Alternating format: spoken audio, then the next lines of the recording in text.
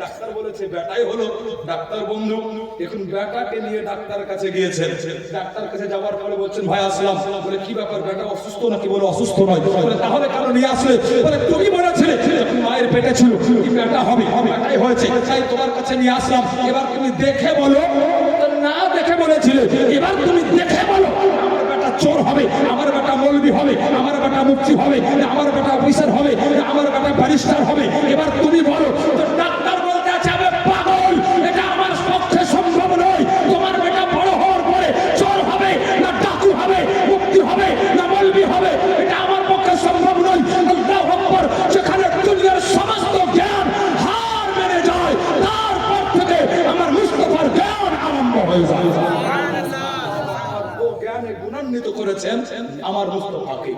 তাই ডাক্তার যেখানে ফেল, যেখানে কম্পিউটারের থিওরি ফেল, আল্লাহু আকবার, তারপর থেকে আমার মুস্তাফার কাজ আরম্ভ। ডাক্তার বলছে বলতে পারবো না, বড় হওয়ার পরে তোমার বেটা চোর হবে না ডাকু। মুস্তাফা বলতেন সাহাবী তোমার বেটা একদম জবরদস্ত হাফিজে কোরআন হবে। সাহাবী বড় খুশি হয়েছেন। বিরাদার আকা মুস্তাফা সাহাবী চলতে আছেন। নবী পাক বলতেন সাহাবী আর একটা ছোট্ট কথা শুনে যাও।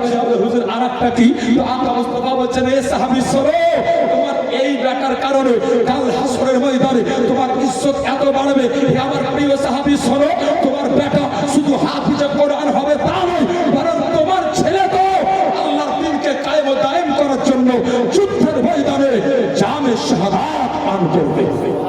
আরো জোরে বলেন সুবহানাল্লাহ। একই সঙ্গে সব খবর। হে মুআজ্জাজ মুস্তাফা বলছেন এক তো বেটা হবে, দুই মুস্তাফা বলছেন এ বেটা হাফিজে কোরআন হবে, তিন মুস্তাফা বলছেন কি এ ইন্তেকাল কোন জায়গাতে করবে মুস্তাফা ওটাও বলছেন। ভালো বলবেন না? হে মুআজ্জাজ কিন্তু বড় আফসোস, আপনি বাপকে নিয়ে গেলেন ব্যাঙ্গালোর, আর ব্যাঙ্গালোর থেকে ফিরে আসার পরে প্রত্যেকদিন আপেল আর কলা লেবু বাড়িতে। বলে কি ব্যাপার জি ভাই? বাপ অসুস্থ আর প্রত্যেকদিন ফলমূল, কি ব্যাপার? তো উত্তর আসছে বলে আর বলিয়েন না হুজুর, এই ফলমূল যা নিয়ে যাচ্ছে আব্বার জন্য। বলে কেন? বলে এই জন্য কি বাপকে নিয়ে গেছিলাম ব্যাঙ্গালোর, ডাক্তার বাবু বলেছে যা খেতে চাই খাইয়ে দাও, খুব বেশি হলে 25 থেকে 30 দিন বাঁচবে, আর বেশি আর বাঁচবে না। আল্লাহু আকবার। মুসলমান আপনার ঈমান এত কমজোর হয়েছে বিরাদর, নবী ওলির কথা আপনার ঠিকঠাক মনে আসে না।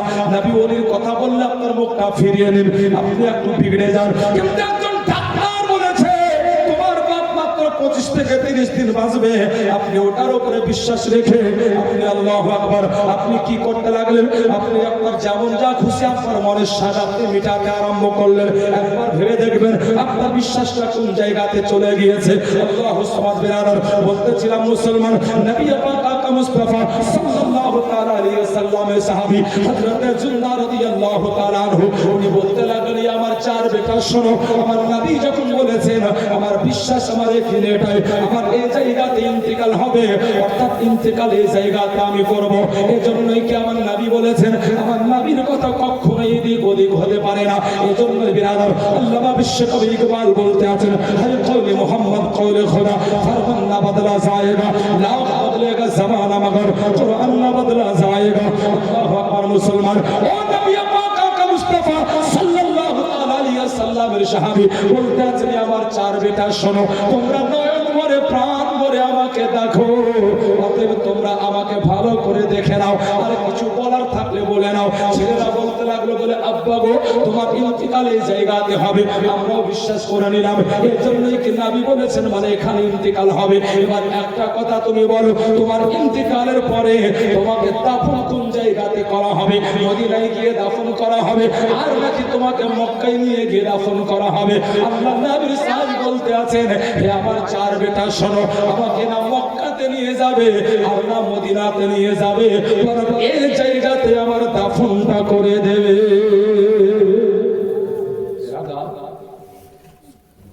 আকা মুস্তাফা সাল্লাল্লাহু আলাইহি ওয়াসাল্লাম সাহাবী হযরত জুলনা রাদিয়াল্লাহু তাআলা আনহু ওনার ইন্তেকাল ও জায়গাতেই হয়েছিল। মুসলমান আকা মুস্তাফা সাল্লাল্লাহু তাআলা আলাইহি ওয়াসাল্লাম ওনার প্রেমিক আমরা। হে বিরাদার একটা মেসেজ আমি আপনাদের দিয়ে যেতে চাই। একটা সময় ভয়ানক এসেছে, আগামীতে একটা সময় ভয়ানক আরো আসবে। আর যেভাবেই হোক আপনার ঘুরিয়ে ফিরিয়ে দিনের দুশ্মন, নবীর দুশ্মন যারা আপনাকে ছলে বলে কৌশলে পেঁচে ফেলে আল্লাহু আকবার আপনার দ্বারাই রাসূলের কায়নাতের গোস্তাকি করাবে, যাতে আপনার মূল্যবান ঈমান গায়ে চলে যায়।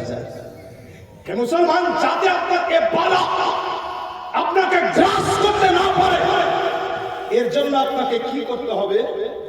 এরকম আলীনগর মতো মাদ্রাসা সাদের নিচে এসে আপনাকে দ্বীনকে বুঝতে হবে, আপনাকে দ্বীনকে বুঝতে হবে। তার কারণ নবী সুলাইমান আলাইহিস সালামকে আল্লাহ পাক ইখতিয়ার দিয়েছিলেন বাদশাহী, ধন দৌলত আর ইলম। যেটা তুমি নিবে আমার নবী সুলাইমান হে আমার পয়গম্বর, ওটাই তুমি পাবে, আমি আল্লাহ দিব। নবী সুলাইমান আলাইহিস সালাম বললেন, আল্লাহ না দৌলতের প্রয়োজন, না বাদশাহীর প্রয়োজন, বরং আমার প্রয়োজন আল্লাহ, আমার ইলমের প্রয়োজন, তুমি আমাকে ইলম দাও। জোরে বলুন সুবহানাল্লাহ। ইলম চাইলেন আল্লাহর কাছে, জ্ঞান এটাই পছন্দ করলেন। আর যার মাধ্যম দিয়ে আল্লাহ পাক নবী সুলাইমান আলাইহিস সালামকে গোটা জগতের বাদশা বানিয়ে দিয়েছিলেন। বলবেন না সুবহানাল্লাহ? মুসলমান, হে বিরাদার, একটা বিষয় আমাদের কাছে পরিষ্কার, এই জ্ঞান অর্জনের মাধ্যম দিয়ে আমার বাদশাহী কায়েম ও দায়েম থাকবে। আল্লাহু আকবার, এটাই হচ্ছে সবচেয়ে বড় হাতিয়ার। অতএব বলবো এটাই, আল্লাহু আকবার, আপনার সন্তান ও চাহে ছেলেই হোক কিংবা মেয়ে, আল্লাহু আকবার, আপনি আর কিছু না পারলো কমসে কম তাকে শিক্ষিত করুন, যাতে আগামীতে মাশাআল্লাহ আপনার সন্তান হে বিরাদার নেতৃত্ব দেওয়ার মতো জ্ঞান অর্জন করতে পারে।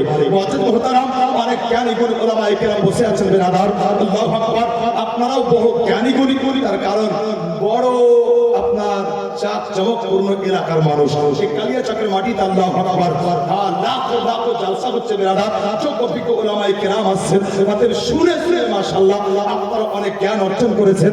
আর যোগ্য বিজ্ঞ ওলামায়ে কেরাম তো আছেন, বাস নাসির আমি আপনাদের খোলাসা এটাই দিতে চাই, যাই করুন, যদি একবার না খেয়ে থাকতে হয় ওটাও স্বীকার করুন, কিন্তু আপনি বাচ্চাকে পড়ান। আল্লাহু আকবার। মুসলমান, বুজুর্গানের দ্বীনের কার হচ্ছে বাচ্চাকে প্রথমত তিনটে আদবের শিক্ষা দেন, হুব্বু নবিয়্যিকুম ওয়া হুব্বু আহলি বাইতি ওয়া হুব্বু কিরাআতিল কুরআন। অতএব আপনার বাচ্চাকে শিক্ষা দেন যাতে আপনার বাচ্চা নবীর ওয়াদার না হয়, নবীর ওয়াফাদার হয়, যাতে করে আপনার বাচ্চা যাতে নবীর দুশমন না হয়, যাতে নবীর প্রেমিক হয়ে যায়। তার কারণ নবীর প্রেমী হচ্ছে আপনার ঈমানের জান, নবীর প্রেমী হচ্ছে ঈমানকে সালামত রাখার একটা বড় অস্ত্র। অতএব আপনার বাচ্চাকে শিক্ষা দেন যাতে আপনার বাচ্চা নবীর প্রেমিক হয়, আপনার বাচ্চাকে শিক্ষা দেন যাতে আপনার বাচ্চা নবীর আহলে বাইতের সঙ্গে সুসম্পর্ক রাখতে পারে, তাদের সঙ্গে মহব্বত রাখতে পারে।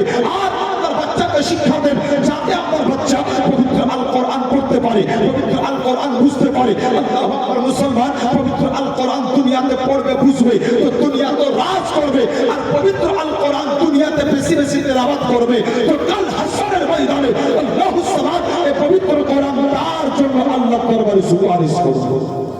দুনিয়া তো লাভ, আখিরাত তো লাভ, দুনিয়া তো লাভ, আখিরাত তো লাভ। কিন্তু বড় আফসোস বিরাদার, আজ যদি আপনার সবচেয়ে গরিবী হালাতে আছে তো মাদ্রাসা দ্বীনি প্রতিষ্ঠানগুলো, যোগ্য বিজ্ঞ মুফতি সাহেব আছেন মাশাআল্লাহ, আপনাদের আলীনগর হয় কি জানি না, তবে 96 মৌলবি পাস করার পরে এ যাবত আমি মাদ্রাসার সঙ্গে জড়িত।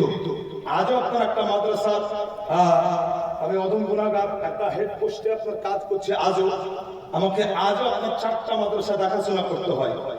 আমার অভিজ্ঞতা শেয়ার করছি আপনাদের সামনে, যতটুকু দেখছি ব্রাদার, একজন যোগ্য আলিমে দ্বীন আজও মাশাআল্লাহ হে ব্রাদার এই দ্বীন যাতে কায়েম ও কায়েম থাকে।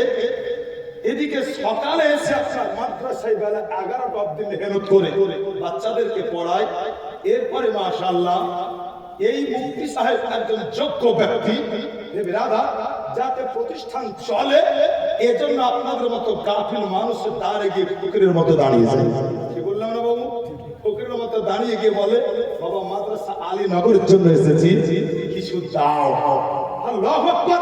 হে মুসলমান, যদি আজ আহমিয়ত বুঝতাম আমরা, এই দ্বীনের জ্ঞান অর্জন করা কত জরুরি আমার জন্য, আল্লাহু আকবার, যদি এটা বুঝে নিতাম, তাহলে মুফতি আনোয়ার সাহেবের মতো ব্যক্তিকে গিয়ে আপনার দরবারে গিয়ে হাত পাততে হতো না, বরং আপনি নিশ্চয়ত্ব মনে করে আল্লাহু আকবার শরীয়তের জ্ঞান ভিতরে পরিপূর্ণ থাকলে আপনি দায়িত্ব মনে করে মাথায় বয়ে এনে আল্লাহুস সামাদ আপনি আলীনগর মাদ্রাসায় পৌঁছে দিতেন। অভাগ্য কোথাও আপনার আছে? একজন ব্যক্তি দাদা জমি জায়গা বিক্রি করে বেটাকে পাঠিয়েছে লন্ডন, আর বেটা লন্ডন থেকে ফিরে এসছে, ওখানে তো বাংলা চলে না, সব ইংলিশ। হে মুআজ্জিজ মুহতারাম, তো বাংলায় আসার পরে বাংলা বুঝতে পারছে, মাতৃভাষা ভুলে যায়, কিন্তু বলতে আর পারে না। বেটাকে হয়ে গেছে জন্ডিস। তো মা বলছে, বেটা চিন্তা করিস না, কোনো চাপ নিস না, জন্ডিসের ওষুধ আমি জানি। মায়ের কথা তো বুঝতে পারছে, উত্তর দিতে পারে না। এখন যেভাবে পারছে করছে, মা সুন্দর করে জন্ডিসের ওষুধ তৈরি করে দিয়েছে। আল্লাহু আকবার। ছেলে খেলো, একটু আরাম পেয়েছে, আরাম করছে শুয়ে। তো ছেলেকে গিয়ে মা জিজ্ঞাসা করছে, বেটা কেমন আছিস? কিন্তু বুঝতে পারছে, কিন্তু বাংলা বলতে পারে না। তো ইংলিশে বলছে, ভেরি গুড মাই মাদার। তো মা পচ্চা মূর্খ, আপনার এবিসিডি কিছু জানে না। বড় আপনার শখ ছিল বেটা ব্যারিস্টার হবে। আল্লাহু আকবার। লন্ডন পাঠিয়েছে জমি জায়গা বিক্রি করে। বেটা বলছে, মা খুব ভালো আছি। আল্লাহু আকবার। কিন্তু ইংলিশে বুঝতে না মেরে মা লাফিয়ে এসে বাপটা ধরে বলছে, আর চলো, জন্ডিসের কারণে মনে হয় বেটার মাথা পাগল হয়েছে। বলে কেন? বলে এজন্যই। তাকে জিজ্ঞাসা করলাম, কেমন আছিস? আমাকে বলছে মাদার। মানে ভেরি গুড মাই মাদার। তো বুঝতে পারিনি। মাশাআল্লাহ। বাপ বলছে, পাগলি, এত কষ্ট করে ছেলে মানুষ করলাম, আর ওর জন্য জমি জায়গা যা ছিল সব বিক্রি করে দিলাম, সর্বশান্ত হলাম, এ কথা বলতে পারে? চল তো দেখি। বাপও বুঝে না। বাপকে জিজ্ঞাসা করছে, কেমন আছিস বেটা? বুঝতে পারছে বাপের কথা বলতে পারেন, তো বলছে, ভেরি গুড মাই ফাদার। যেমনই বলা আপনার বাপ মায়ের হাত কান ধরে বলছে, তাড়াতাড়ি চল পালা, তোকে যদি হাতের কাছে পাই তোকে মার্ডার করবে, আর আমাকে পেলে ফাড়বে। তোকে বলে মার্ডার করবো, আমাকে বলে ফাড়বো। বড় আফসোস মুসলমান। আল্লাহু আকবার। যদিও শুনে হাসবে, কিন্তু বাবু এর ভিতরে কিছু তো আছে, একটু বুঝার চেষ্টা করেন, তো মাশাআল্লাহ বুঝবেন। বুঝাবো ইনশাআল্লাহ। মুহাব্বতে কত রুদে পাক পড়ুন। আল্লাহু আকবার। সাল্লাল্লাহু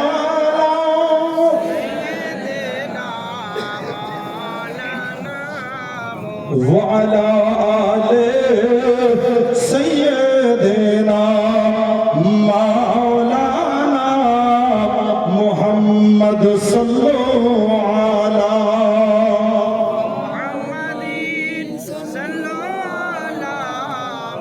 मुहम्मद हरदम ज़बा से निकालो पाक नबी मुहम्मद हरदम ज़बा से निकालो शफीआना मुहम्मद जर प्रेम मोहिब होइल सोय।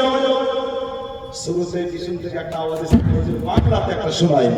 মাশাআল্লাহ, বেশি শোনাবো না, একটাই বাংলাতে মাশাআল্লাহ, হয়তো খুবই পরিচিত নাত, আর দুটা তিনটা ছন্দ শোনাবো। মোহব্বত একবার বলুন, ইয়া রাসূলুল্লাহ। যার প্রেমে মোহিব হইল সয়, ওগো আল্লাহ রাব্বানা, সে যে বিশ্ব নবী নূরের ছবি, শাহে মদিনা, শাহে মদিনা, শাহে মদিনা। যার প্রেমে মোহিব হইল স্বয়ং, যার প্রেমে মোহিব হইল স্বয়ং আল্লাহ রাব্বানা, ওগো মাওলা রাব্বানা, সে যে বিশ্ব নবী নূরের ছবি, শাহে মদিনা, শাহে মদিনা। আরব দেশে কে আসিল নিয়ে খুশির তারানা, তারানা, আর নুরানিময় চেহারা দেখে পাগল সারা জামানা, পাগল সারা জামানা।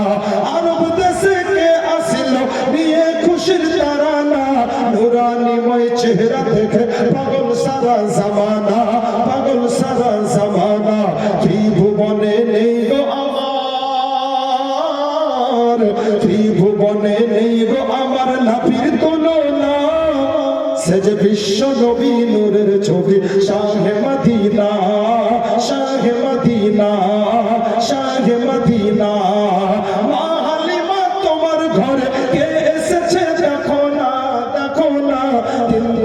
মদিনার বাদশা সেজে তাজদারে মদিনা, তাজদারে মদিনা, তাজদারে মদিনা।